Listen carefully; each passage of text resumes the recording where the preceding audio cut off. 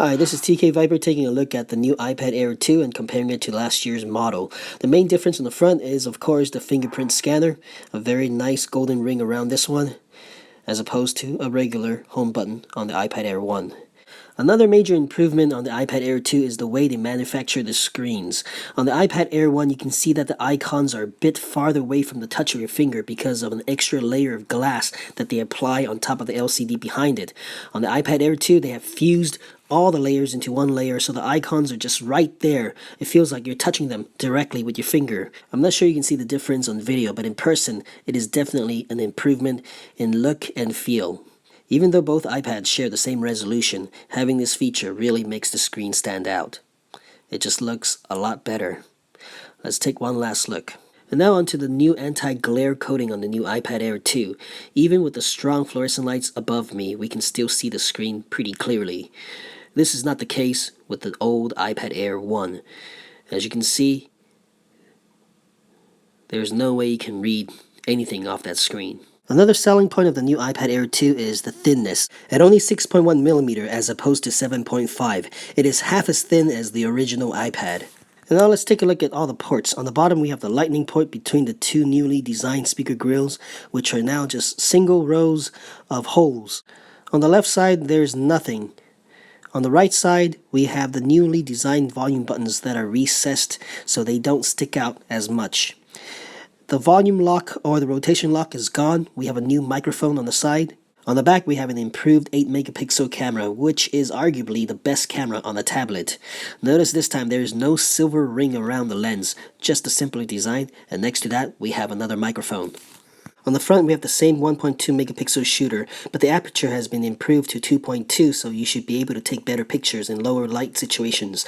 On the top, we have the same power button. And on the back, we have the beautiful stainless steel Apple logo, and this time we get the iPad in gold. With a new triple-core 88X CPU, you should expect snappy performance from this iPad. With the addition of the Touch ID fingerprint scanner, you'll be able to unlock your iPad without needing to enter your passcode every time.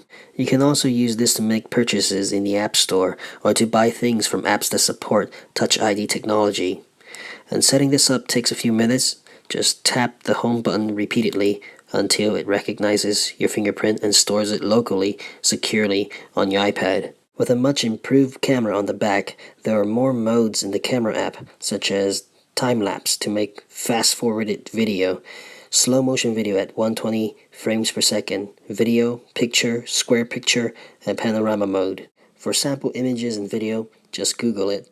You'll see that it really does take nice pictures and video. Now let's talk about the weight of this device.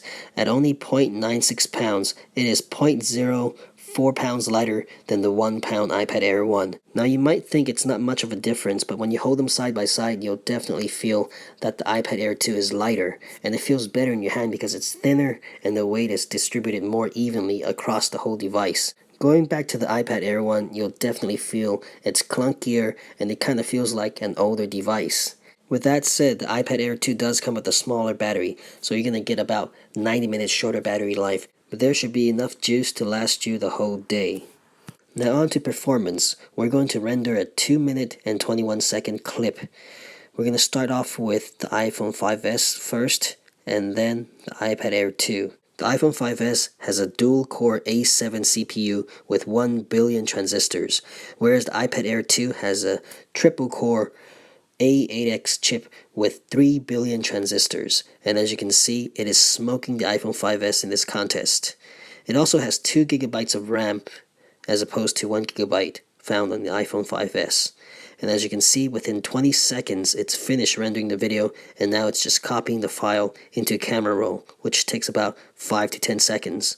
And the iPhone 5S looks like it's about half done or 60% done, and it's going to take a while for it to finish rendering and copying it into the camera roll as well. According to Apple, in terms of CPU performance, the new iPad Air 2 is 40% faster than last year's model, and I think they are pretty accurate in that claim. Video creators will no doubt enjoy the performance boost.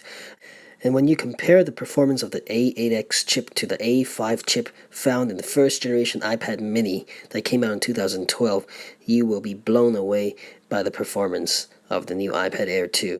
If you're like me, and you like to make videos for YouTube, definitely I highly recommend upgrading from an A5 chip to at least an A7 chip found in the iPad Air 1, because the A5 is just really slow, and you can see that it is only about 10% done, whereas the iPad Air 2 is completely done. It's going to take the iPad mini another 2 minutes or more to complete this operation, so I'm just going to stop recording this after a minute or so. For existing iPad 1, 2, 3, and iPad mini owners, this is a very worthy upgrade, and I'm sure you'll enjoy it. For those of you with newer devices like the iPad 4 and up, there's going to be an improvement in performance, but not all that much, but you're still going to enjoy it if you do upgrade. Alright, thanks for watching. This is tkviper.com. Please like and share this video and tell everybody about my two channels, TK Viper and TK Viper Tech. And I'll see you guys in the next one.